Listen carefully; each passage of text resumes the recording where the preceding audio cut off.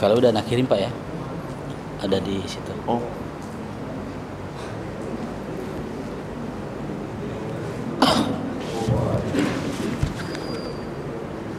Assalamualaikum warahmatullahi wabarakatuh. Salam. Bismillahirrahmanirrahim. Assalamualaikum warahmatullahi wabarakatuh. Wa ala alihi washabihi ajmain. Wa bismihi sodri wa yassir li amri wahlul 'uqdatam min lisani yafqahu qawli.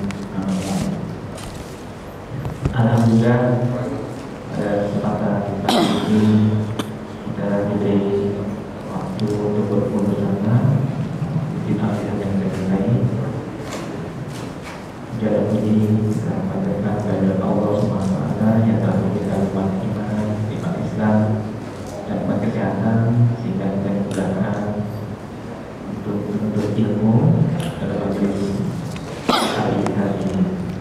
Salawat dan salam tak lupa kita aturkan kepada manusia dunia, kepada kita baginda Nabi Muhammad SAW serta para keluarganya, para sahabatnya, dan kita sebagai umatnya selalu istiqomah menjalankan perintah dan beliau. Pada kesempatan kali ini, hari Minggu 25 Juni 2023, atau bertepatan dengan 6 Zulhijjah 1444 Hijriah, kita akan mendengarkan kajian yang akan dibawakan oleh Ustaz Hadi Nur Ramadan dengan tema kurban, bagian dari perjuangan umat dalam menjaga ukhuwah. Ini kaitannya dengan nanti Idul Adha pada tanggal 29 Juni, di mana Al-Ittihad juga sudah menerima kurban dengan jumlah 13 sapi dan 43 kambing. Kita masih menunggu terkait dengan materinya.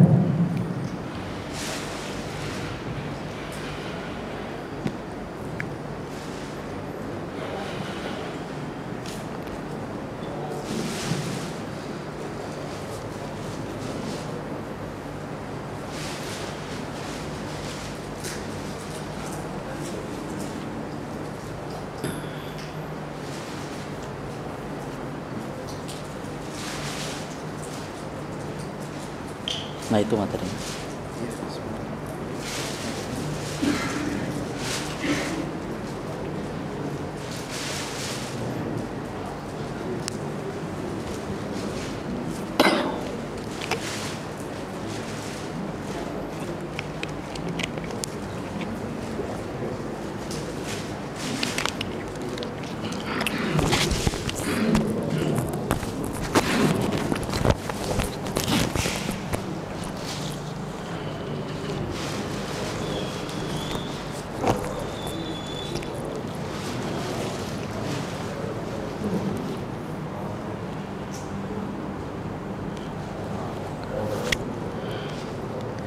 Kita mulai aja dulu Pak ya. Tadi nih. Ya. Baiklah, kita melakukan kajian sambil dengan laptop dan komentarnya pada hari ini. Kami persilakan. Bismillahirrahmanirrahim. Assalamualaikum warahmatullahi wabarakatuh. Alhamdulillah rahmanu alamal Qur'an khalaqal insana ala mahul bayan asyhadu an la ilaha illallah wahdahu la syarikalah asyhadu anna Muhammadan abduhu wa rasuluhu alladzi la nabiyya ba'da amma ba'du. Alhamdulillah, puji syukur kehadirat Allah Subhanahu wa taala yang memberikan kita nikmat nikmat iman, Islam, ihsan serta nikmat talabul ilmi. Mudah-mudahan Allah limpahkan rahmat dan berkah untuk kita semua di subuh hari ini. Salawat serta salam tercurah pada uswah qudwah pada Nabi kita Nabi Muhammad sallallahu alaihi wasallam beserta keluarganya, para sahabatnya, para tabi'in, para tabi'ut tabi'in, dan mudah-mudahan kita termasuk pengikutnya hingga akhir zaman. Para jamaah yang dimuliakan Allah Subhanahu wa taala, mohon maaf saya baru bisa kembali lagi bersama para jamaah ya. Dalam sampai saya lupa nama masjid ini apa. Tapi jamaahnya nggak lupa insya Allah ya. Alhamdulillah kita memasuki di waktu liburan anak sekolah ya. Di sini ada kegiatan ini Pak, remaja liburan ada ya. Saya selalu bilang ke masjid, para pengurus masjid ya, tidak ada kebangkitan Islam kecuali dibangun dari masjid. Maka keberhasilan masjid itu bukan masjidnya bangunan yang indah, bukan interior yang wah gitu. Tapi kehebatan masjid itu dua. Yang pertama, kehebatan masjid itu Pak, ya, ketika ada anak mudanya. Ketika ada anak mudanya, ada remaja masjidnya, lalu ada kegiatan remaja masjidnya. Tuh. Dan kalau kita lihat dulu ya, masjid-masjid tahun 70-80-an ya, itu rata-rata ya, itu ada apa? Perpustakaannya kayak gini nih, ada raknya. Pasti ada buku-buku, bukan hanya Al-Quran ya, tapi juga buku-buku. Nah, para jamaah yang dimuliakan Allah, kami dari Dewan Dakwah Islamiyah Indonesia ya, insyaallah hari Sabtu depan ya, itu ada youth camp ya, camping untuk para anak-anak muda Pak. Jadi kita bikin camping ya, dan pesertanya baru 75 orang nih. Mangga silakan kalau ada remaja masjid di masjid ini yang mau kirim utusan ya. Karena ini targetnya kita se-Jabodetabek. Perwakilan masjid itu ada 2-3 orang. Yafiddin jamaah yang dimuliakan Allah Subhanahu wa taala. Kita bicara hari ini tentang sejarah kurban ya, dari Nabi Adam alaihissalam ya, dari Nabi pertama dan manusia yang pertama ya, sampai kita bedah sejarah kurban sejak zaman Nabi Muhammad SAW. Para jamaah yang dimuliakan Allah ya, kurban ya, berasal dari bahasa Arab qaraba yuqarribu qariban, yang artinya dekat. Maka kalau kita ingin dicintai sama Allah ya, kita harus mempunyai pengorbanan. Sama dulu ketika Bapak cari jodoh kan, Bapak pengen punya istri ya, pengen punya pasangan, cinta dengan istri, harus ada pengorbanan ya kan. Maka ketika kita bukti kita cinta kepada Allah, kita harus mengorbankan apa yang kita punya. Nah, di zaman para nabi ya, di zaman manusia itu kurban itu sudah ada syariatnya. Lalu yang kedua, ibadah kurban ya, itu beda dengan ibadah zakat. Kalau zakat itu ada asnaf ya, ada hak. Asnaf itu orang yang berhak menerima zakat ya. Nah, kalau kurban tuh nggak ada asnafnya ya. Kalau kurban itu semua, yang kaya, yang miskin, yang duafa ya, semua harus merasakan nikmatnya daging kurban yang dipotong pada hari nahar ya. Hari nahar itu hari Idul Adha ya. Makanya ya, masjid itu, oh itu rumah orang kaya, dia mah nggak usah dikasih daging kurban. Nggak bisa Pak ya. Semua yang kaya, yang miskin ya, harus menerima daging kurban. Di tempat saya di sini, di kampung saya, di masjid ya, alhamdulillah ya, bukan hanya orang-orang Islam aja, orang-orang Kristen ya, termasuk orang-orang Tionghoa, orang-orang Chinese itu dapat ya. Bahkan itu kalau kita kasih, kita datang ke rumahnya door to door, kadang dia datang ke masjid kita Pak ya, kita kasih daging, ngucapin apa? Ustadz jazakumullah khairan. Lancar itu Pak. Karena saya sama dia deket, saya bilang udah tinggal masuk Islam aja. Ya. Jadi ya, kalau di sini ada orang non muslim Pak, data dan berikan itu dagang kurban. Jangan, oh dia kan non muslim. Ya. Jadi itu ya, yang namanya kurban ya berbeda dengan zakat. Tuh. Lalu selanjutnya, kalau zakat itu ada panitianya. Panitia zakat yang kita sebut dengan amil. Nah, kalau kurban ya di zaman sejarahnya itu nggak ada panitia kurban.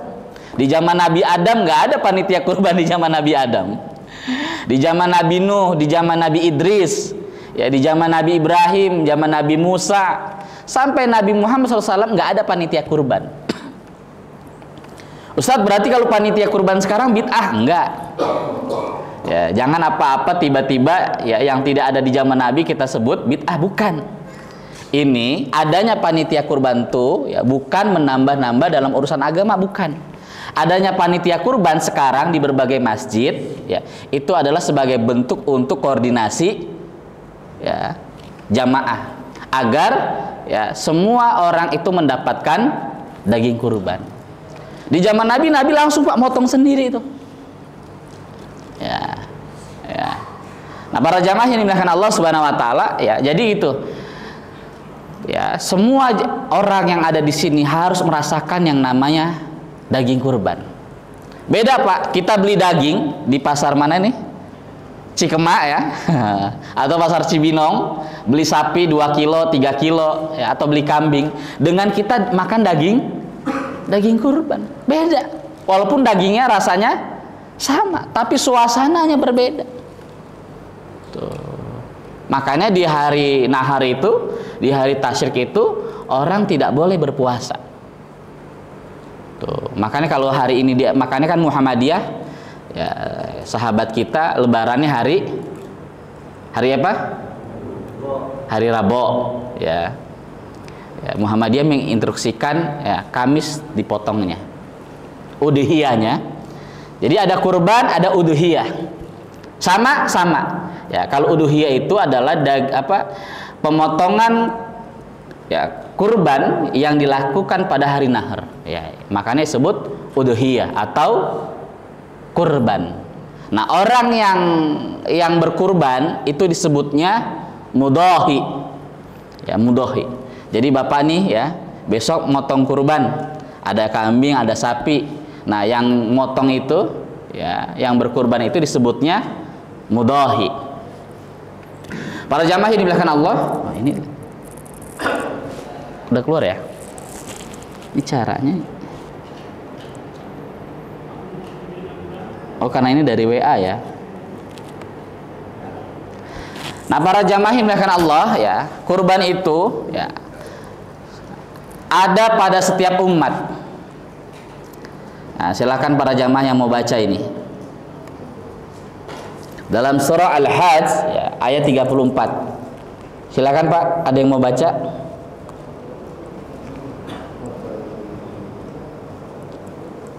Mangga? Tadi kasih hadiah. Ya. Walikulli ummatin jalna ya, dan bagi tiap-tiap umat ya, telah kami jadikan ya syariat penyembelihan kurban ya. Jadi setiap umat itu ada yang namanya sembelih kurban ya. Umat mana Ustadz? Umatnya Nabi Adam, umatnya Nabi Musa, umatnya Nabi Nuh ya, umatnya Nabi Idris ya. Nah, setiap nabi mereka itu berdakwah hanya untuk umatnya. Itulah bedanya nabi ya. Nabi yang 24 ya, Nabi Adam sampai Nabi Isa alaihissalam dengan Nabi Muhammad SAW. Nabi Muhammad diutus ke muka bumi bukan hanya untuk satu umat Pak, tapi untuk seluruh umat. Wa ma arsalnaka illa rahmatan lil alamin. Dan aku diutus ke muka bumi untuk seluruh alam. Ya. Nah, dalam surah Al-Hajj ayat 34 ya, Allah Subhanahu wa taala berfirman, dan bagi tiap-tiap umat telah kami syariatkan penyembelihan kurban supaya mereka menyebut nama Allah terhadap binatang ternak yang telah direzekikan Allah kepada mereka. Maka Rabb Tuhanmu ialah Tuhan yang Maha Esa, karena itu berserah diri kamu kepadanya dan berilah kabar gembira kepada orang-orang yang tunduk patuh kepada Allah. Wa basyiril, ya, dan berikanlah kabar, ya, kalau di dalam Al-Quran ada bahasa wabasyiril, ya, basyir, ya, kabar gembira. Misalkan dalam firman Allah, ya, alladzina idza asabathum musibah, ya, wabasyiril ladzina, ya, dan sampaikanlah kabar berita kepada orang-orang yang ditimpa musibah. Orang-orang ditimpa musibah harus dikasih kabar, Pak. Apa? Qalu innalillahi wa inna ilaihi rajiun. Ingat, manusia itu dikasih ujian sama Allah, ya, dan Allah lah yang akan memberikan juga solusinya. Semuanya punya Allah dan semuanya akan kembali kepada Allah. Itu kan kabar gembira. Nah, kabar gembira buat orang-orang yang kurban apa? Bahwasanya, ya, orang yang berkurban itu adalah orang yang berserah diri.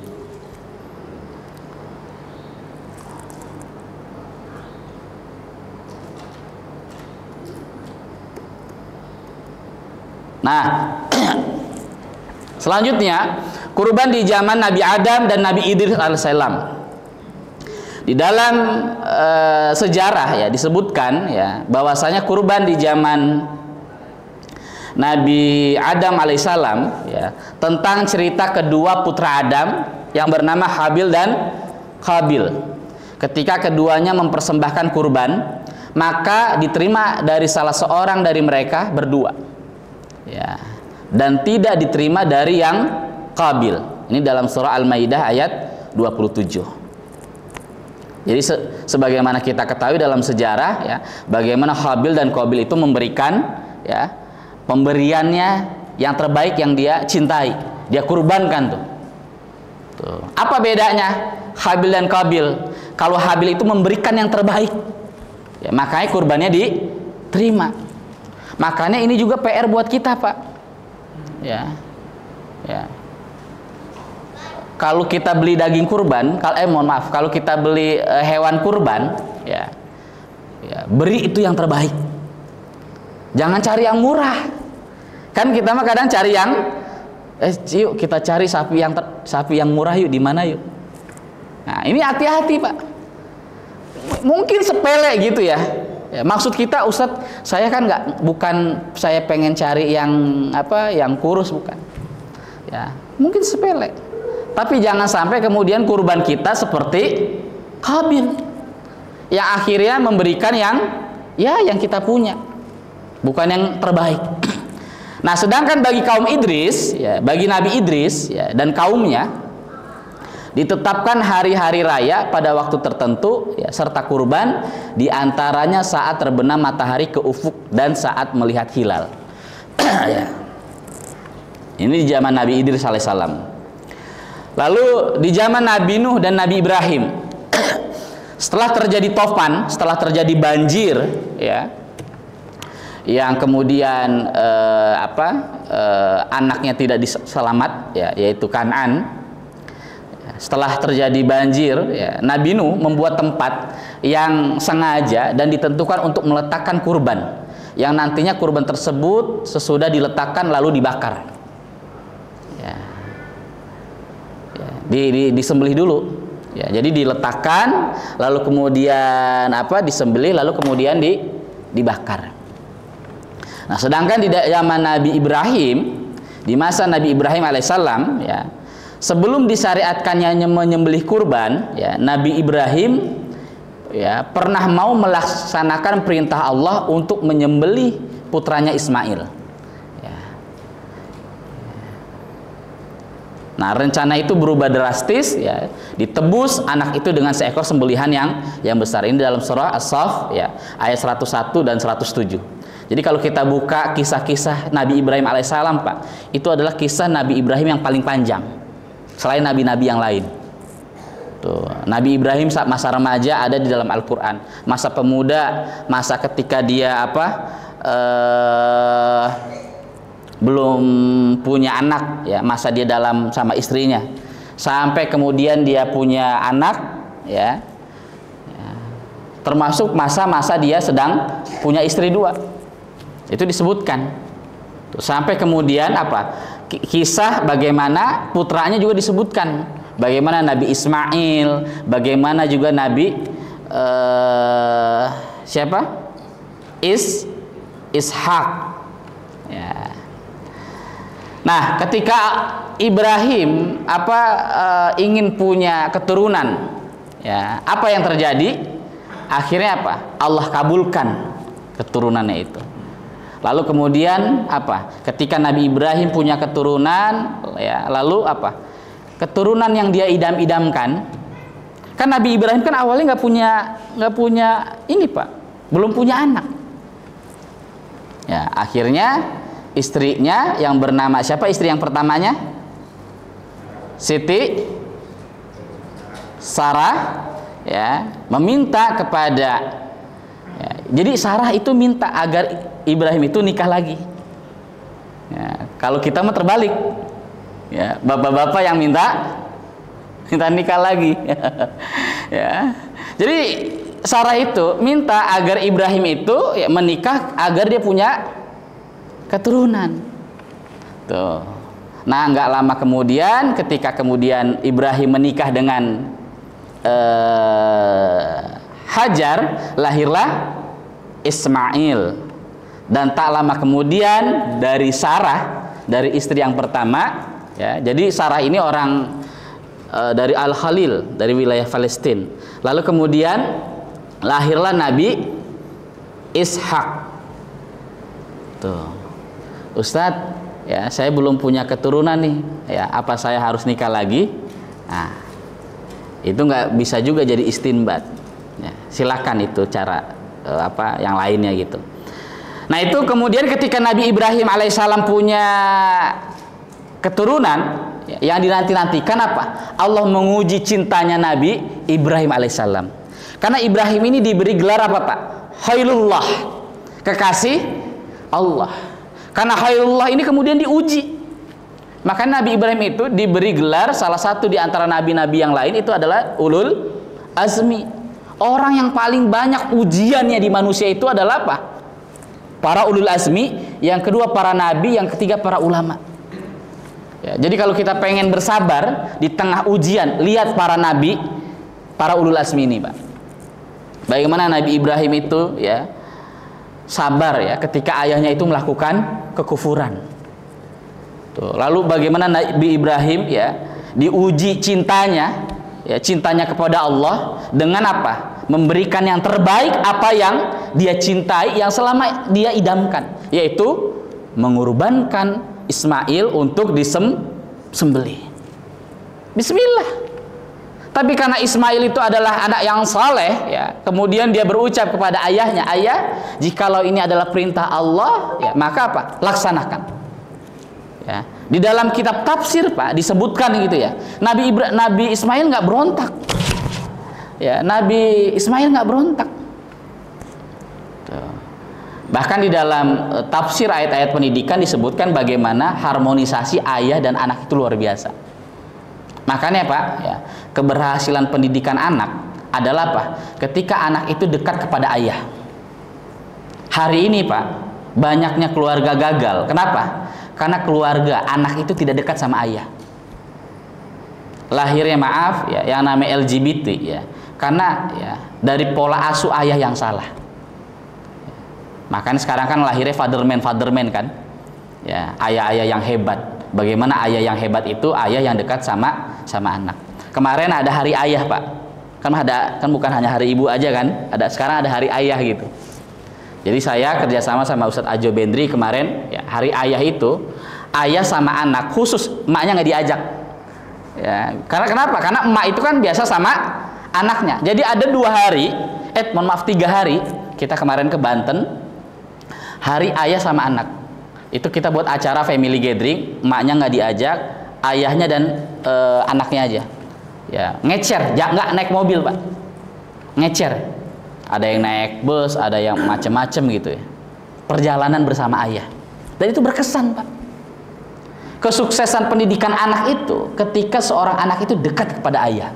Contohnya begini Pak, ketika Nabi Yusuf alaihissalam diajak berzinah, ya, oleh istrinya Al-Aziz, ya, oleh istrinya raja di Mesir, ya, Zulaikha. Apa yang terjadi? Sebagai seorang manusia apa? Tergoda. Ya, Nabi Yusuf alaihissalam. Apa yang terjadi ketika hendak ingin menggoda? Terlintas wajah ayahnya Nabi Yakub alaihissalam. Terlintas Pak, wajah ayahnya. Atau kalau kita baca tafsir Buya Hamka, tafsir Al-Azhar. Buya Hamka itu sewaktu di penjara Pak, dia nulis tafsir Al-Azhar. Dia nulis tafsirnya di Cipanas. Ketika dia hendak menulis tafsir Quran Al-Azhar, dia bermimpi ketemu ayahnya. Apa? Ketika ayahnya nulis tafsir juga, nama tafsirnya Al-Burhan. Bermimpi bagaimana ayahnya mengajarkan Quran yang pertama kali kepada Hamka. Tuh, jadi ya, makanya ayah itu salah kalau ayah itu tugasnya, bapak mah tugasnya nyari duit. Bukan.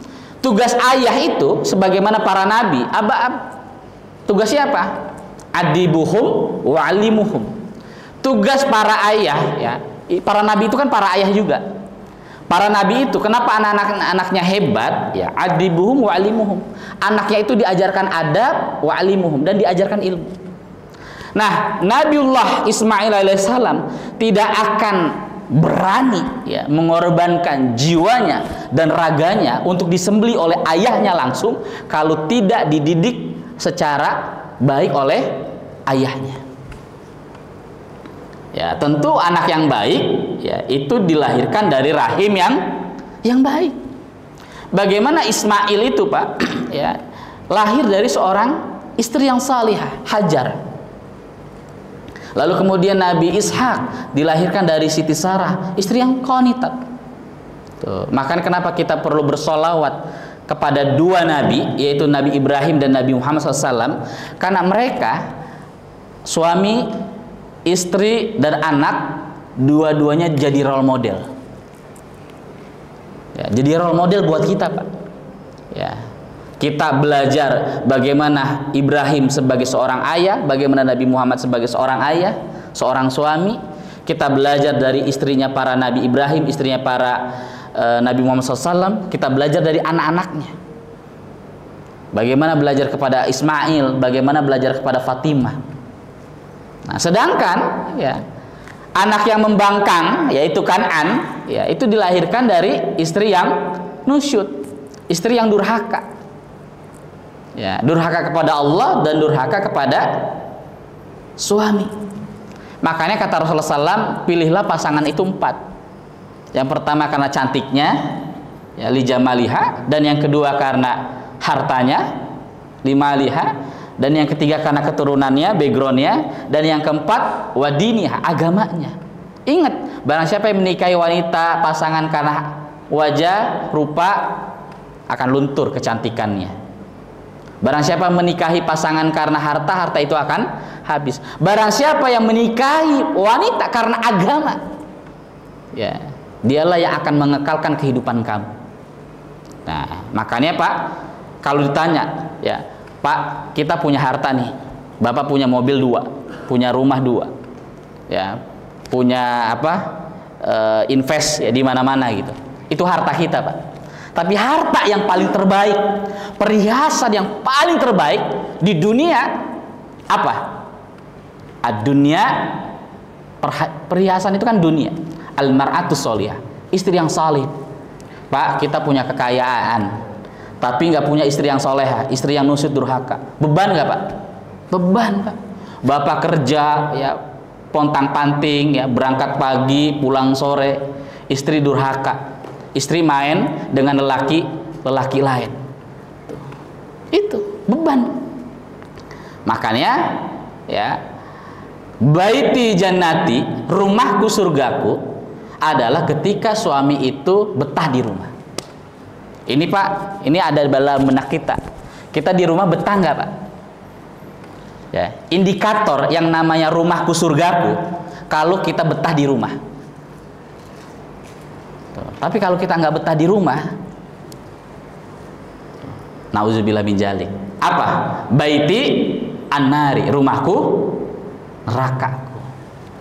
Makanya kata Imam Al-Ghazali dalam kitabnya Ihya Ulumuddin, kalau istri itu lagi marah-marah ke suami, ya suami itu diem gitu. Ya, kata Imam Al-Ghazali, ini wali, Pak. Ini wali nih, hebat nih suami ini. Ini lelaki para wali nih, dia diem gitu. Kita perlu belajar. Umar bin Khattab itu, ya, istrinya itu ada seorang sahabat, ya, dia pengen konsultasi lah ke Umar. Ke Umar, dia punya masalah dalam rumah tangga. Akhirnya dia datang ke rumah Umar. Dia dengar di rumahnya Umar lagi diomelin sama istrinya. Akhirnya dia balik, Pak. Nggak jadi lagi itu ke rumah Umar. Dalam arti Umar aja yang keras, ya, yang tegas, yang berwibawa ketika di rumah, ya. Ustadz, apakah ini suami-suami takut istri? Beda, Pak. Beda.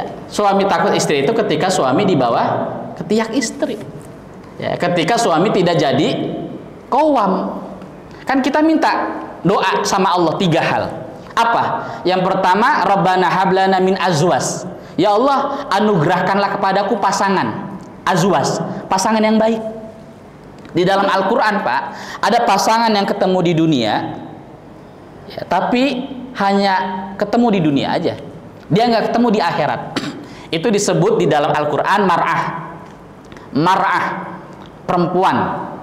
Al-mar'ah, imra'atun Nuh wa imra'atun Lut. Perumpamaan istri-istri yang nusyud, istri-istri yang durhaka, yaitu adalah imra'ah, mar'ah, istrinya Nabi Nuh dan istrinya Nabi Lut. Mereka ketemu dengan Nabi Nuh, Nabi Lut di dunia, tapi nggak ketemu di akhirat. Begitu juga siapa? Asya binti Muzahim, istrinya Fir'aun, wanita yang salehat, wanita yang baik, bahkan salah satu 4 wanita yang terbaik di dunia dan di akhirat. Ya, 4 wanita yang terbaik di dunia dan di akhirat, salah satunya istri Fir'aun, Pak. Ya, suaminya kurang ajar, ahli maksiat gitu ya, tapi istrinya salehah gitu. Siapa? Asya binti Muzahim, istrinya Fir'aun. Dan Asya binti Muzahim ini, istrinya Fir'aun, disejajarkan dengan siapa? Khadijah binti Khuwailid, ya, istrinya Rasulullah SAW. Yang kedua, Maryam binti Imran, ibunya Nabi Isa alaihissalam, wanita yang qanitat. Lalu yang ketiga, Fatimah Az-Zahra, ya, wanita yang baik, pemimpin yang terbaik. Nah, tapi mereka ketemu di dunia, tapi nggak ketemu di akhirat. Ya. Nah, ada pasangan yang ketemu di dunia, ya, dan ada juga pasangan dia juga ketemu di akhirat. Siapa? Nabi Muhammad SAW, istrinya dan keluarganya. Nabiullah Ibrahim, istrinya dan keturunannya dan anaknya. Itulah kenapa kita perlu bersolawat kepada 2 nabi ini. Dan itu di dalam Al-Quran disebutnya zauzah, ya, zauzah, pasangan yang ketemu di dunia dan juga ketemu di akhirat. Makanya dulu Bapak ketika nikah, Pak, apa yang didoain sama saudara-saudara kita? Barakallahu laka wa baraka alaika wa jama'a bainakuma fil khair. Barakallahu laka, semoga kalian diberikan kebaikan. Siapa? Pasangan ini di mana? Di dunia dan juga di akhirat. Ya. Wa baraka alaika, semoga kalian diberikan keberkahan. Di mana? Di dunia dan juga di akhirat. Wa jama'a bainakuma fil khair. Semoga Allah melanggengkan, mengumpulkan, menyatukan kalian kembali di dunia dan juga di akhirat. Makanya para jamaah dimuliakan Allah, ya. Kalau kita lihat ya, sekarang banyaknya perceraian itu kenapa? Karena nggak memahami ini. Memang benar, yang namanya keluarga itu Allah bilang wala nabluwannakum bisyai'in minal khaufi wal ju'i. Allah menguji manusia itu dari berbagai macam ujian, mulai dari keluarga, istri, suami, harta, keturunan. Kita diuji, Pak, di situ. Makanya ya dari peristiwa Idul Adha ini kita belajar kepada Nabi Ibrahim alaihissalam. Lalu selanjutnya ya 3 hal yang anugerah yang Allah berikan apa? pasangan, dan yang kedua zuriyah, keturunan. Nah, Nabiullah Ibrahim punya keturunan yang baik. Ya, makanya Nabi Ibrahim disebut sebagai bapak warasatul anbiya, bapak ya pewaris para nabi. Ya, karena dari wanita, Pak. Ya, dan wanita yang baik akan melahirkan anak yang baik. Contoh, sebagaimana Asya binti Muzahim. Nabi Musa, Pak, itu kan apa? Diasuh oleh istrinya Firaun. Sejak kecil, sejak bayi, ya, dalam bayi yang masih merah, ya, ketika Musa kecil, sebayi itu di lingkungan apa? Istana yang penuh kemaksiatan yang dilakukan oleh Firaun, apa yang terjadi? Musa tetap dalam menjadi anak yang baik. Kenapa? Karena diasuh oleh ibu yang baik, Asya binti Muzahim. Nah, makanya para jamaah yang dimuliakan Allah, ya, kita harus bersyukur apa yang Allah berikan. Ya, kita harus bersyukur. Kita punya anak, kita syukuri. Ya, kita punya istri, kita syukuri. Nah, selanjutnya adalah ya kurban di zaman Nabi Musa. Kurban di zaman Nabi Musa alaihissalam dilakukan dengan cara membagi binatang yang disediakan untuk kurban menjadi dua bagian. Ya, jadi di zaman Nabi Musa itu orang kurban berdua. Ya, yang satu itu dipotong dan yang kedua dilepaskan, Pak. Jadi orang beli kurban, ya, dia beli hewan kurban, lalu apa? Yang satu disembelih, yang satu dilepaskan. Ya, sebagian dilepaskan saja dan dibiarkan berkeliaran setelah diberi tanda yang diperlukan. Jadi dikasih tanda ini kurban dari si fulan. Sebagian lagi disembelih. Tentu saja hewan yang dilepas tidak bisa dimakan, bahkan kemungkinan bisa hilang. Itu di zaman Nabi Musa alaihissalam. Lalu kemudian di zaman Bani Israel, ya, Bani Israel ini keturunan siapa? Israel, Nabi Yakub alaihissalam. Di masa Bani Israel, jika di antara mereka mau berkurban, jadi di antara mereka, di kaum Bani Israel berkurban, diletakkanlah benda yang akan dikurbankan itu di atas tinggi. Jadi kurbannya di atas ini, Pak, di apa? Meja gitu ya, atau kayak altar gitu ya. Jika diterima, ya, datang api putih, bayda, dari langit membakar apa yang dikurbankan. Nah, itu di zaman Bani Israel, Pak. Ya, jadi ditaruh di altar di atas. Jika kurbannya diterima langsung, ya, dari langit datang api putih, ya, lalu membakar kurban itu. Nah, jika kurbannya tidak diterima, apinya itu tidak muncul, Pak. Ya, apinya nggak muncul. Jadi bukan apinya dari bawah, dari kita, langsung dari atas, Pak. Makanya Bani Israel itu, ya, adalah keturunan ya Nabi Yakub alaihissalam yang Allah berikan karunia yang sangat banyak. Bayangkan kurban diterima aja langsung, Pak. Bukti kurban ini, sek. Kan kalau kita nggak tahu nih kurban kita diterima apa enggak, kan? Iya kan? Tahu dari mana kurban kita diterima sama Allah, Pak? Nggak ada yang tahu. Makanya di sini kita harus perlu meluruskan niat. Ya, makanya ketika kita memotong Bismillahirrahmanirrahim, ya, setelah itu apa? Ya, kita berdoa, ya Allah, Allahumma taqabbal minna. Ya Allah, ya, terimalah amal ibadahku, ya Allah. Nah, kalau di zaman Bani Israel itu langsung, Pak, kurban itu diterima atau enggak langsung ditaruh kurbannya di altar, langsung api putih turun dari langit. Itu tanda diterima. Kalau enggak, api putih enggak turun. Ini hebat. Ya, kalau kita lihat Bani Israel itu, ya, kenapa ini bangsa yang mulia, ya, dan juga bangsa yang mulia ini akhirnya menjadi pembangkang, karena Allah kasih kenikmatan yang luar biasa. Mereka langsung makanan manna wa salwa, sayuran-sayuran, buah-buahan langsung turun dari langit. Keturunannya semua lahir para nabi, ya, Bani Israel itu. Ya, tapi kemudian karena mereka nggak bersyukur sama Allah, mereka kufur, akhirnya Allah hinakan mereka, Pak. Ya, Allah hinakan mereka. Ya, ini di dalam surah Ali Imran ayat 183. Yaitu orang-orang Yahudi yang mengatakan sesungguhnya Allah telah memerintahkan kepada kami supaya kami jangan beriman kepada seorang rasul sebelum dia mendatangkan kepada kami kurban yang dimakan api. Katakanlah, sesungguhnya telah datang kepada kamu beberapa orang rasul sebelumku, membawa keterangan-keterangan yang nyata dan membawa apa yang kamu sebutkan. Maka mengapa kamu membunuh para nabi jika kamu adalah orang-orang yang benar? Ya. Ini luar biasa jahat itu orang-orang Bani Israel. Ya. Ya. Nabinya saja dibunuh, Pak. Ya. Salah satunya nabi siapa? Nabi siapa yang dibunuh oleh Bani Israel? Siapa? Saudara Nabi Isa alaihissalam? Ya? Yahya. Ya. Yahya itu langsung Allah yang kasih nama, Pak. 3 nama manusia yang langsung Allah kasih nama. Siapa? Adam, itu langsung Allah yang kasih nama. Ya, yang kedua Yahya, yang ketiga Isa.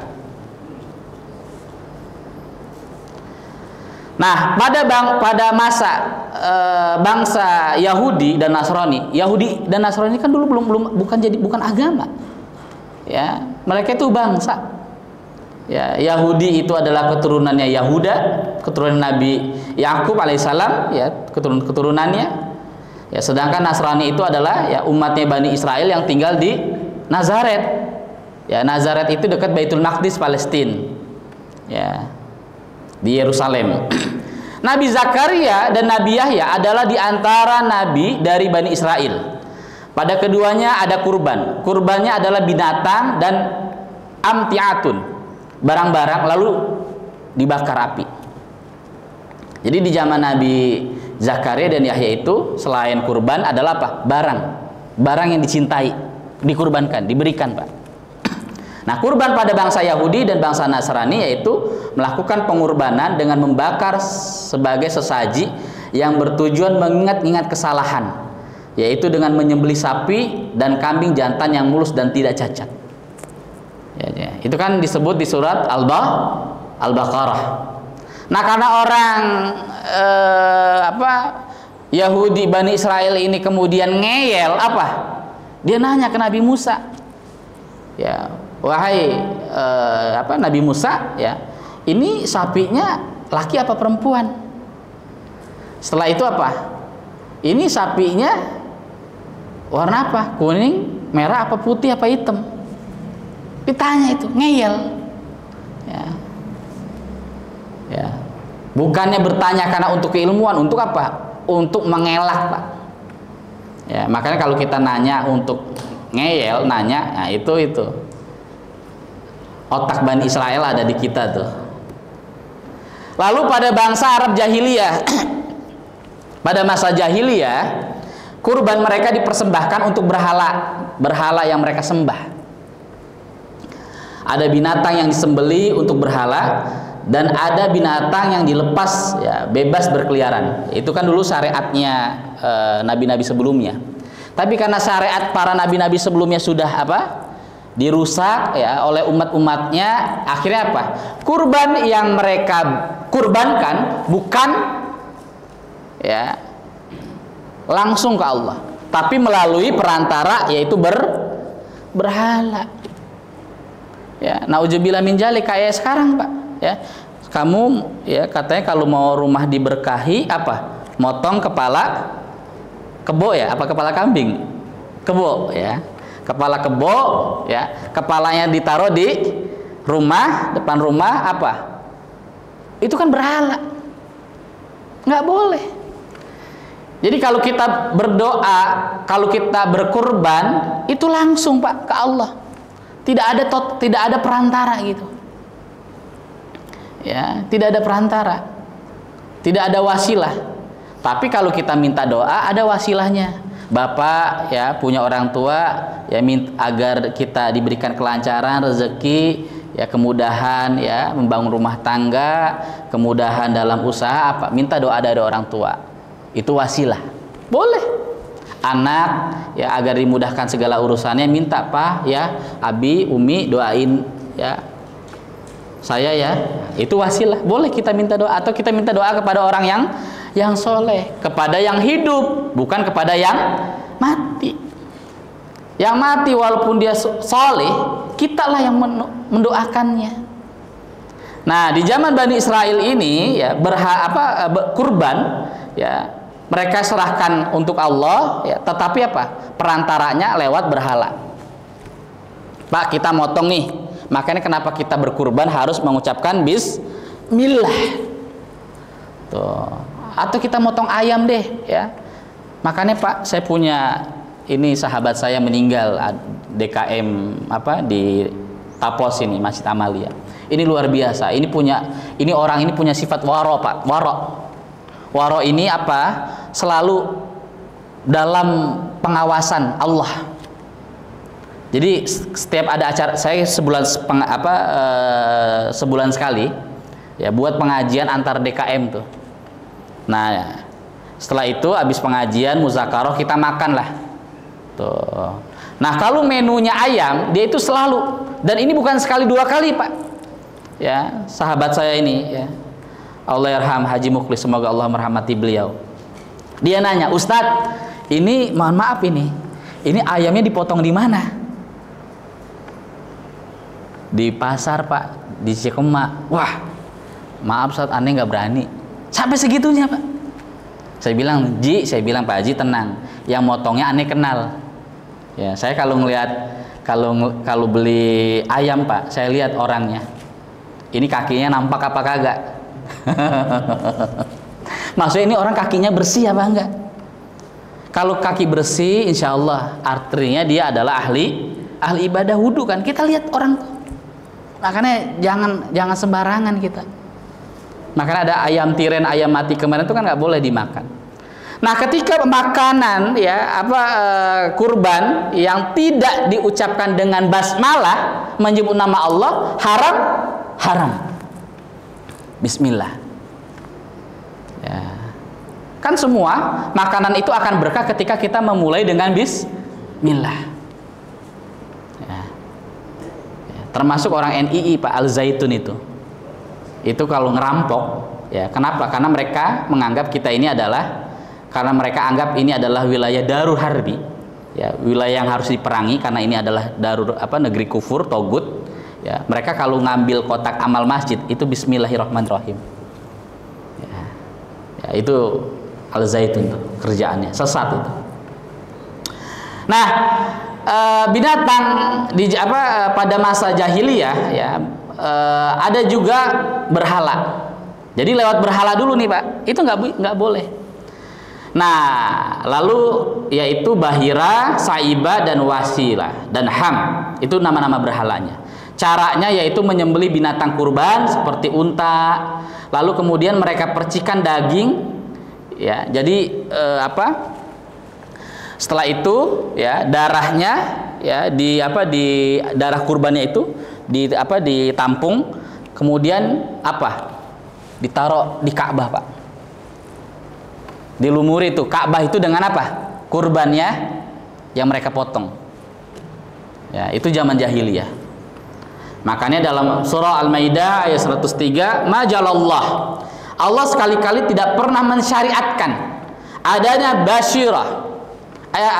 bahirah, saibah, ya, dan wasilah dan ham. Akan tetapi orang-orang kafir membuat kedustaan terhadap Allah dan kebanyakan mereka tidak mengerti. Allah tidak pernah ya di zaman sebelum Nabi Muhammad ya adanya perantara itu. Berhala yang tadi ya, ada bahira, ada saibah, ada wasilah, ada ham, ya kurban, enggak. Seperti orang sesajen gitu. Sesajen itu haram, Pak. Ya, dulu kan maaf ya, ada orang tuh sesajen ya. Sesajen ditaruh kan di mana? Di pohon keramat. Ustaz, itu boleh nggak kita makan? Takut mubazir? Nggak boleh, Pak, kita makan. Ya, nggak boleh kita makan. Diemin aja, karena itu makanannya buat setan. Nah, yang terakhir kurban di masa Rasulullah SAW. Ya, menyembeli di antara 3 jenis, ya. Ada bahaim, ada hewan ternak yaitu sapi, kambing, unta atau sejenisnya. Hewan tersebut disembelih pada hari raya Idul Fitri, hari raya Idul Adha dan hari-hari tasyrik. Ya, selama 3 hari. Dagingnya ya didistribusikan pada 3 bagian. Jadi daging kurban itu didistribusikan ya pada 3. Yang pertama dimakan buat kita, ya. Jadi Ustadz, boleh nggak daging kurban yang saya kurban itu dimakan? Boleh. Kan ada di pemahaman masyarakat kita, jangan makan daging kurban, itu kan kita kurban, kita nggak boleh. Boleh Pak, dimakan. Yang kedua disedekahkan, ya, dan ya disimpan atau diberikan kepada kerabat, ya, kepada orang yang terdekat, lalu kemudian disedekahkan kepada yang luar. Ya, dalam hadis riwayat Bukhari dari Salamah bin Al-Khawa, ya, sekarang silakan kalian makan. Karena para jamaah ini dimuliakan Allah, ya. Nabi setelah hijrah dari Mekah ke Madinah, ya, Nabi baru melakukan kurban pada tahun 2 Hijriah. Syariat kurban itu pada tahun 2 Hijriah. Ya, ketika Nabi sudah berada di Madinah. Artinya ada 1 tahun, 1 Hijriah Nabi tidak para sahabat Nabi tidak berkurban. Kenapa? Karena satu umat Islam masih sedikit. Ketika hijrah dari Mekah ke Madinah itu masih sedikit. Lalu kemudian Nabi memulainya dan para sahabat kemudian banyak yang berkurban, ya, lalu kemudian pada tahun 2 Hijriah.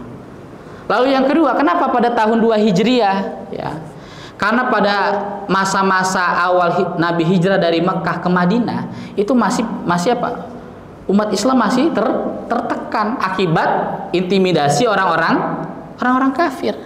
Nah, kemudian setelah tahun 2 Hijriah inilah apa? Disyariatkannya kurban. Sekarang silakan kalian makan, ya, bagikan dan menyimpannya. Ustadz, daging kurban boleh disimpan nggak? Boleh Pak. Ya, lalu apa? Buat itu misalkan nih masjid, ya, buat acara misalkan family gathering, ya. Oh, nanti kita buat acara minggu depan setelah peristiwa Yaumun Nahar atau hari tasyrik, ya boleh Pak. Tuh, boleh. Karena sudah dipotong. Nah, kalau lebih dari 3 hari, maka itu bukan udhiyah atau bukan kurban, tapi sedekah. Ya. Sekarang silakan kalian makan, bagikan dan menyimpannya. Karena sesungguhnya pada tahun lalu orang-orang ditimpa kesulitan, kelaparan atau krisis ekonomi. Ya. Aku ingin kalian membantu mereka yang membutuhkan makan. Nah, makanya di kampung mertua saya, Pak, ya, ini luar biasa. Ini perlu dicontoh, ya. Dan ini jadi inspirasi saya juga. Jadi di kampung mertua saya ada 7 orang non muslim, Pak. 7 orang non muslim. Hari pertama hari nahar, ya, mereka kita kasih kurban.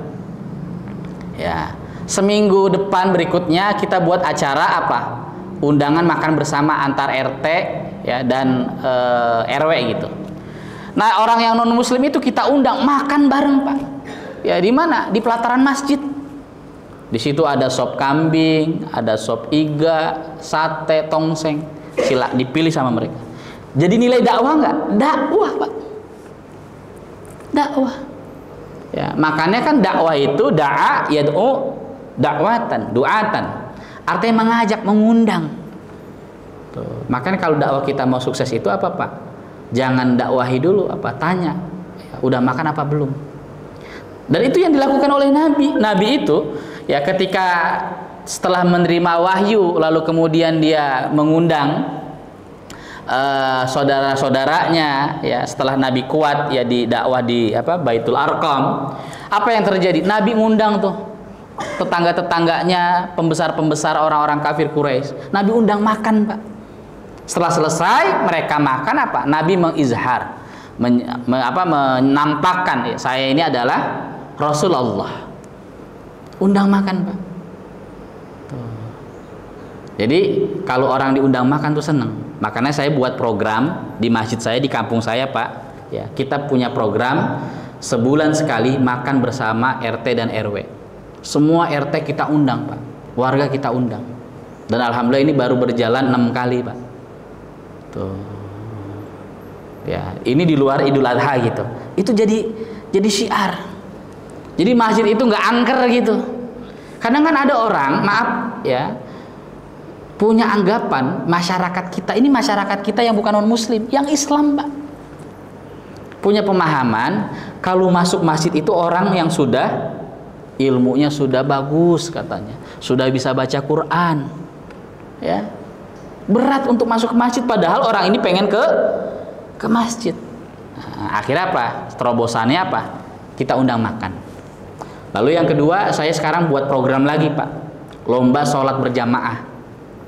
Ya, setahun yang lalu kita buat program lomba sholat untuk anak-anak, ya, untuk anak-anak SD, SMP, ya, yang sholat 3 bulan berturut-turut di masjid berjamaah kita kasih sepeda, Pak. Dan ini udah kita lakukan. Ini masjid kampung, Pak, masjid saya. Jangan kalah kita sama Pak Jokowi. Ya, sebutkan 4 macam ikan dikasih sama Pak Jokowi sepeda.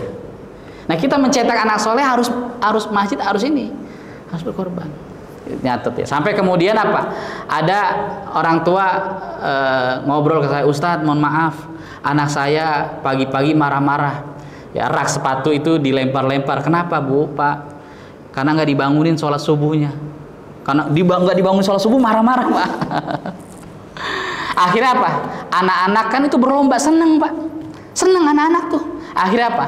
Orang tuanya lambat laun yang belum pernah ke masjid, yang nggak ke masjid karena anaknya sudah di masjid, akhirnya ngikut ke masjid. Jadi teori dakwah gini, Pak. Kalau anak sudah ke masjid, insya Allah orang tua akan ngikut ke masjid, Pak.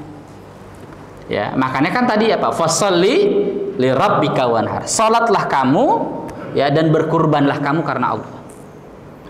Ya, itu teorinya. Tapi kalau orang tuanya ke masjid, sudah ke masjid, anaknya belum tentu ke masjid, Pak. Bener nggak? Bener.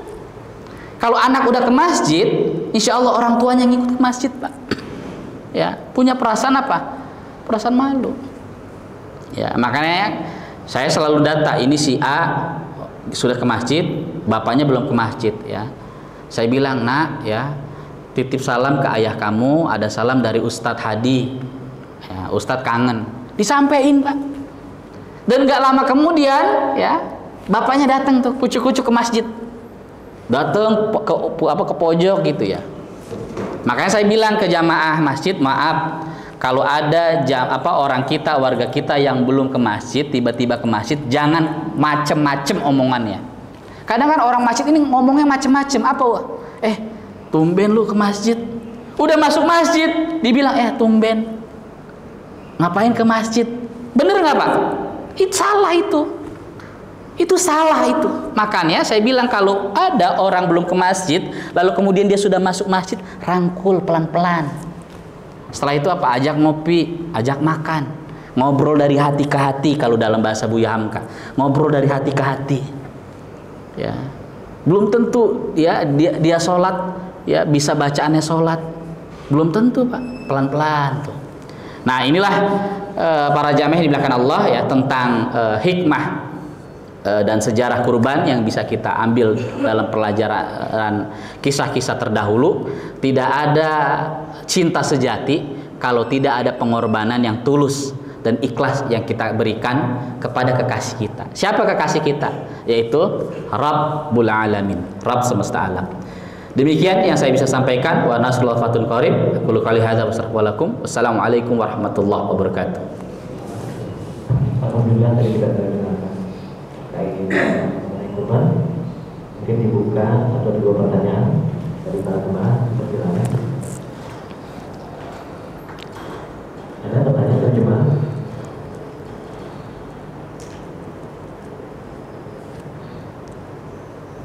Sebenarnya cukup, Ustaz. Ya. Karena tinggal praktek aja buat kurban ya besok ya. Iya.